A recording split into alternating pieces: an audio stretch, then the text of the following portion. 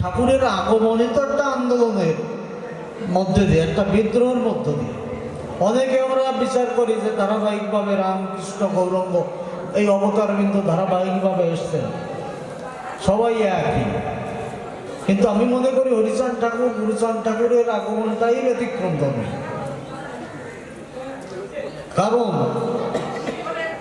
আমরা ব্যাখ্যা করি বিশুদ্ধ বৈষ্ণব ধর্মই মধ্য ধর্ম, কিন্তু কিছুটা এক হলেও আমি সব কিছু একমত হতে পারি না। কারণ কি, চৈতন্য মহাপ্রভু আমাদের সংসার থেকে সন্ন্যাস নিয়ে মন্ত্র শিখালেন, আর হরিচাঁদ ঠাকুর সন্ন্যাসীদের অর্থাৎ গৃহত্যাগীদের ফিরিয়ে আনলেন। অর্থাৎ আমি মনে করি হিন্দু কোনো ধর্ম না, মূল আমরা সনাতন ধর্মী।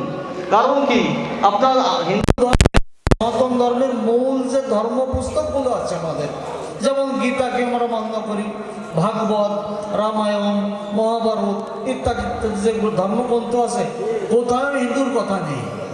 অর্থাৎ আমরা সনাতনী, আর আমাদের মতটা কি সূক্ষ্ম সনাতন ধর্ম, আর সম্প্রদায় কি মধ্যীয় সম্প্রদায়। ইহা শুনি দেখে বলে প্রভু হরিচাঁদ ভিন্ন সম্প্রদায় মোরা মধ্যীয় খাম। হঠাৎ এত বড় কথা, আজ থেকে 200 বছর আগে বললেন ভিন্ন সম্প্রদায়। ওই সময় ফিরে যে আপনি চিন্তা করেন ভিন্ন সম্প্রদায় বলার মতো হিম্মত ছিল হরিচাঁদ ঠাকুরের। সে কারণে আজকে আমি যেটা বলতে চাচ্ছিলাম, আজকে যে হিন্দুদের যদি রক্ষাকর্তা, হিন্দু ধর্মটা, হিন্দু ধর্মের লোক সংখ্যাটা যদি কেউ টিকিয়ে রাখে, সে হলো হরিগুরুচাঁদ ঠাকুর। নতুবা হিন্দুই থাকতো না, হিন্দু ধর্ম পালন করতো কারা? অর্থাৎ এই হিন্দুরা যদি সব সন্ন্যাস হয়ে যেত, সবাই যদি প্রতি গৃহে ঘরের যদি যুবক ছেলেরা এক একজন সন্ন্যাস ধর্ম গ্রহণ করতো, ভবিষ্যৎ জেনারেশন থাকতো আমাদের। বলে হিন্দু ধর্ম পালন করতো কারা? অর্থাৎ হরিচাঁদ ঠাকুরের আগে যে অবতার আসছিলেন, মহাপুরুষ আসছিলেন, তারাও সংসার ত্যাগ করা মন্ত্র শিখিয়েছেন। আর হরিচাঁদ ঠাকুর আমাদের সংসারে ফিরিয়ে এনে গারস্থ সব ধর্মের শিক্ষা দিলেন। মাতা পিতাকে ভক্তি করো, স্ত্রী জাতিকে সম্মান দাও, মাতৃজ্ঞান করো। যাদের সম্মান কোনো যোগী ছিল না হরিচাঁদ ঠাকুর আসার আগ পর্যন্ত। চরিত্র পবিত্র ব্যক্তির প্রতি জাতিভেদ করো না, এই ঠাকুর আবির্ভাবের মূল একটা কারণই জাতিভেদ। বর্ণবাদ, জাতপাত, কুসংস্কার, সুদমার্গ, ব্রাহ্মণ্যবাদ, তথাকথিত গুরুবাদ, এই কয়টা কারণে ঠাকুর আসলেন। কারণ আমরা কিন্তু আন্দোলন করি কি জানি, ব্রাহ্মণ্যবাদের, নট ব্রাহ্মণ। ব্রাহ্মণের বিরুদ্ধে কোনো আন্দোলন নেই আমাদের, যদি সত্যিকারে কেউ ব্রাহ্মণ হয়। অফ হয়ে গেছে। সত্যিকারের ব্রাহ্মণ হলে তার বিরুদ্ধে কোনো আন্দোলন নেই। আপনারা তো জানেন শাস্ত্রের ব্রাহ্মণ হতে হলে কি কি গুণ থাকতে হয়। সেইরকম ব্রাহ্মণ যদি আমরা পাই, তাদের পদতলে মাথা দিয়ে আমরা সব কাজ করবো তাদের দিয়ে। কিন্তু বর্তমান যারা ওইতে নেই বলে ব্রাহ্মণ, এটা তো শ্রীকৃষ্ণ গীতায় বলছে চাতুর্বর্ণ নকিত মায়া সৃষ্টি গুণ ও কর্ম বিভাগ, তাই না?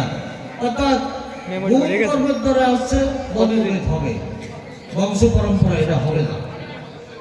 সে কারণে আমার ঠাকুর আসলেন কিন্তু সেই গুণ কর্মের মাধ্যমে তোমরা সবাই ভক্ত হও। যে ভক্ত হতে পারে সে কিন্তু ব্রাহ্মণের থেকে উচ্চ স্তরে। সে কারণে আমার মতুয়ার ঘরে ঘরে ব্রাহ্মণ, ব্রাহ্মণেরও ব্রাহ্মণ এই মতুয়ারা। শুধু ব্রাহ্মণ্যবাদ না, বর্তমান যুগের যে কুসংস্কার, জাতপাত, আজকে হিন্দুদের এই দুরবস্থা কেন? যদি হরিচাঁদ ঠাকুর, গুরুচাঁদ ঠাকুর না আসতেন, আজ থেকে 5000 বছর আগে হরিচাঁদ ঠাকুর এসেছিলেন, তাই তো না? শ্রীকৃষ্ণ এসেছিলেন। 5000 বছর আগে কি ইসলাম ধর্ম ছিল, বৌদ্ধ ধর্ম ছিল, খ্রিস্ট ধর্ম ছিল? ছিল না। তাই কি ছিল? সবই সনাতন ধর্ম। তখন পৃথিবীতে যত লোক সংখ্যা ছিল সবই সনাতনী, তাই না? আমরা যাদের হিন্দু বলতেছি। হরিচাঁদ ঠাকুর আসার আগ পর্যন্ত বা বর্তমান হিন্দুদের অবস্থান কত, কোথায় আছি আমরা? পৃথিবীর মধ্যে যত লোক সংখ্যা এর পঞ্চম স্থানে আমরা। খ্রিস্টান, বৌদ্ধ, মুসলমান, তারপরে হলো ফার্সি, তারপরে হলো হিন্দু। তো এই লোক সংখ্যা আমরা চতুর্থ বা পঞ্চম স্থানের কারণ কি? এই কারণটা কি? আমরা খুবই গেলাম কেন? আমি সবার উপরে ছিলাম, আমরা জনসংখ্যা বেশি ছিল, সবই হিন্দু ছিল। কারণ ওই যে বর্ণবাদ, কুসংস্কার, সুদ মার্গ, শ্রেণীর জাতজাত, অর্থাৎ এইভাবে আমাদের অবহেলিত সম্প্রদায়ের লোক এরা ধর্মান্তরিত হলো। কেউ ইসলাম ধর্ম গ্রহণ করলো, কেউ খ্রিস্টান ধর্ম গ্রহণ করলো, কেউ সন্ন্যাস নিয়ে চলে গেল। আমার হরিগুরুচরণ ঠাকুর যদি না আসতেন, এই যে কয়টা নবসূত্র আমরা আছি, ইন্ডিয়া যে কয়টা নবসূত্র, সেও তো পশ্চিমবাংলার থেকে গেছে, সেগুলো পূর্ববঙ্গ থেকে গেছে, ওই আন্দামান থেকে আরম্ভ করে প্রতিটা প্রদেশ। তো হরিগুরুচরণ না আসলেই একটারও কোনো চিহ্ন থাকতো না, সবই আমরা ইসলাম ধর্ম বা খ্রিস্ট ধর্ম হয়েছে। সে কারণে মতুয়া ধর্ম, মতুয়া সম্প্রদায় একটা আন্দোলনের মাধ্যমে আজকে আমরা এই পর্যন্ত পৌঁছেছি। আমরা বলি যে ঠাকুরের জন্মদিনে সরকারি ছুটি চাই। সরকারি ছুটি এমনি এমনি দেবে? কোনোদিন এমনি এমনি দেবে না। বাংলাদেশ সরকারের প্রধানমন্ত্রী সহ বড় বড় লিডার যারা মন্ত্রী, তারা জানে না ওড়াকান্দি সম্পর্কে? বলেন জানে না? অবশ্যই জানে। বিরোধী দলের যখন নেত্রী ছিলেন শেখ হাসিনা, ওড়াকান্দি একবার আসছিলেন। ওই মঞ্চে আমি ছিলাম শেখ সেলিমের পাশে দাঁড়ানো, প্রধানমন্ত্রীর পাশে, আর আমার ছোট কাকা হিমাংশুমতি ঠাকুর ছিল। আমি বলছিলাম শেখ হাসিনারে, আপনি যখন আবার প্রধানমন্ত্রী হয়ে আপনি কথা দেন, ওড়াকান্দি আসবেন। উনি কথা দিয়েছেন, উনি আসছেন। কোন শুধু ওড়াকান্দি না, হিন্দুদের কোন ধর্মীয় অনুষ্ঠানে উনি যান না।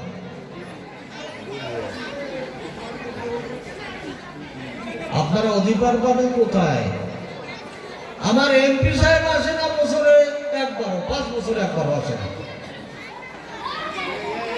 আমাদের অধিকার আন্দোলনের মাধ্যমে আদায় করতে হবে।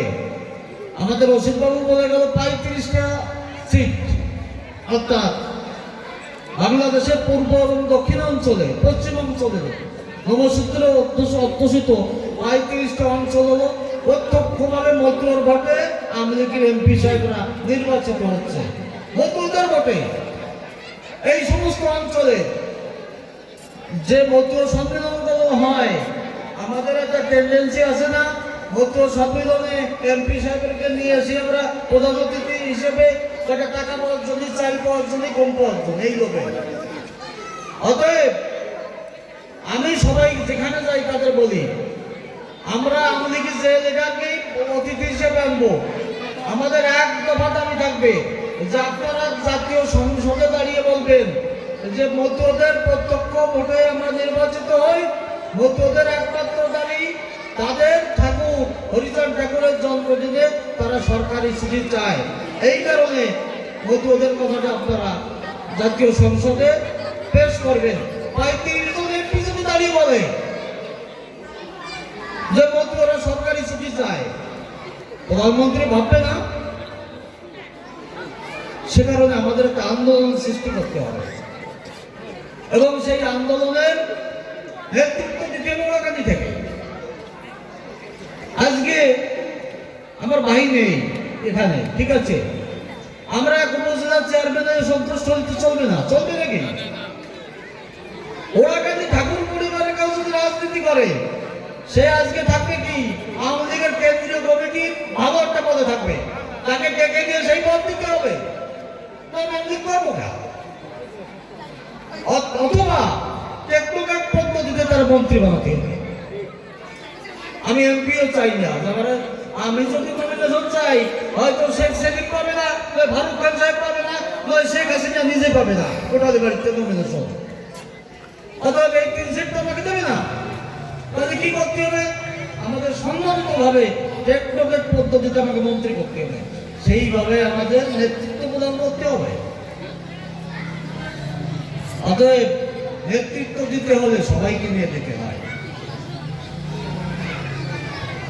আপনারা আজকে যে অনুষ্ঠান করেছেন, ভালো প্রস্তাব।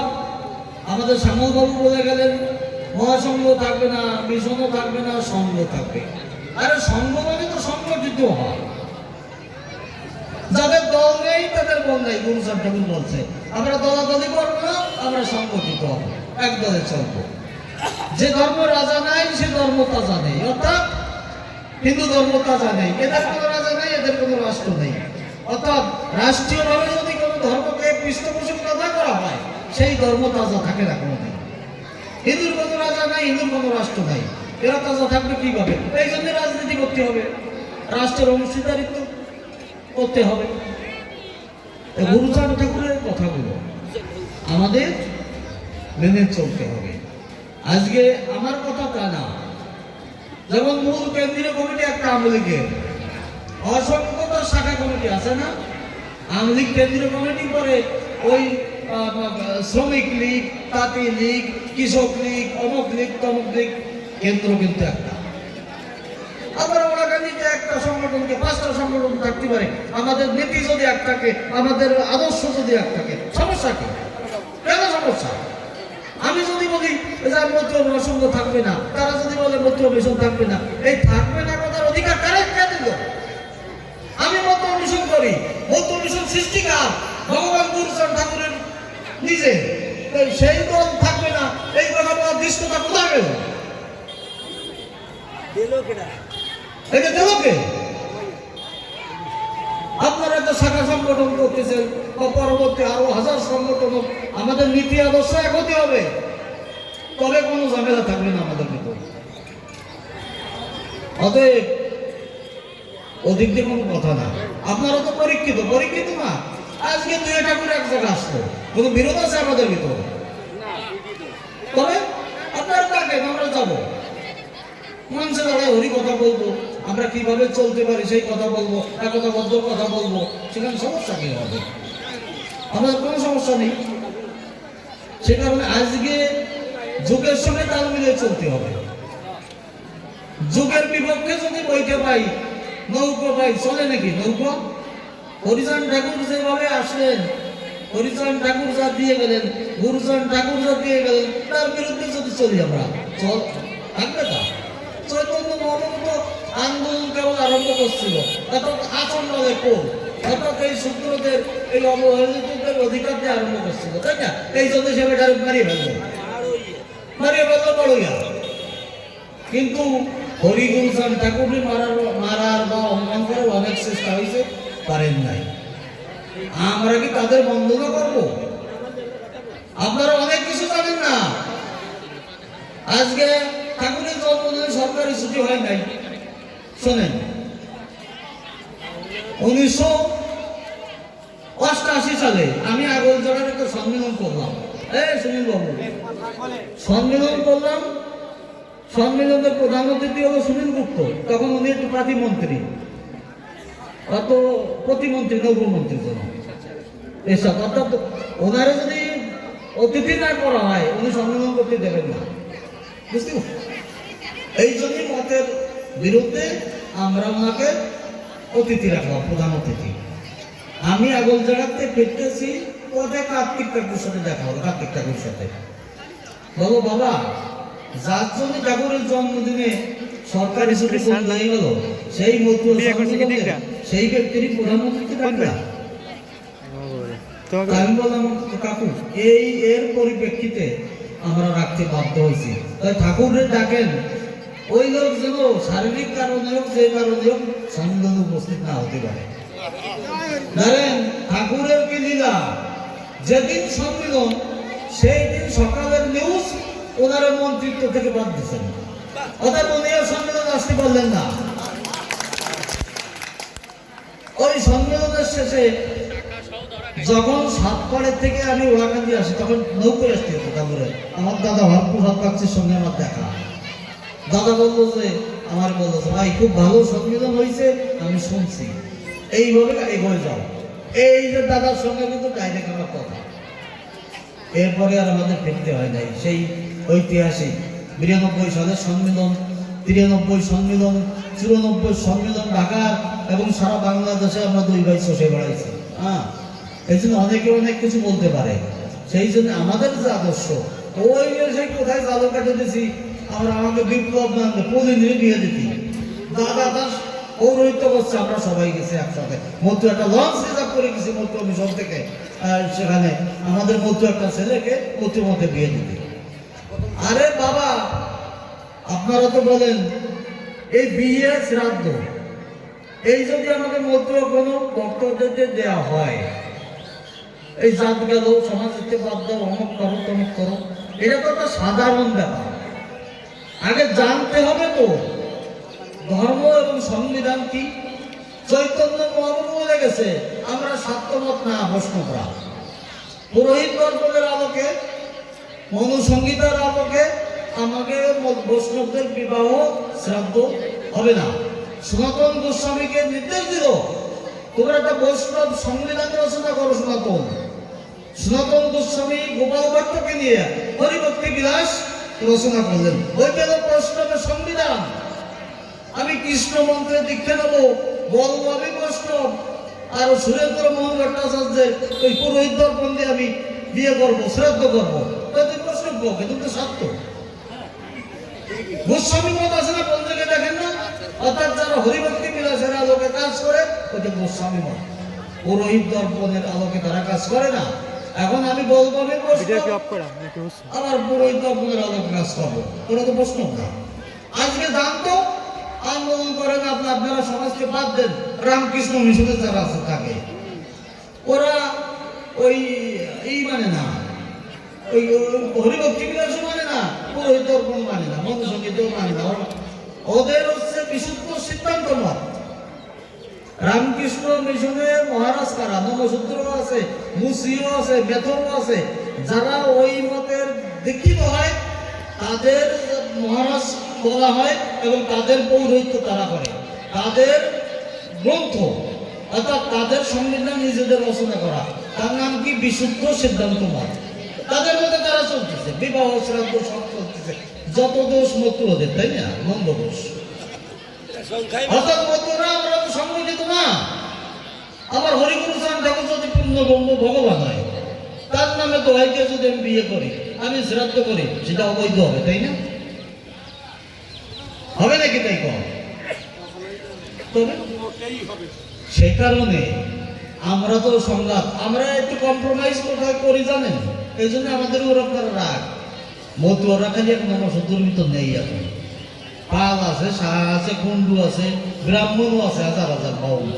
এই জন্যই আমরা বাবুরে যে যে মতে কাজ করিস কোনো বিরোধ নেই, কিন্তু বল আমরা মতো আমরা হরিগুরু সাহেবের সন্তান মতো ধর্মটা প্রচার হোক, আরো আমার লোক সংখ্যা মোট আর বাড়ুক আবার মতো। এই জন্য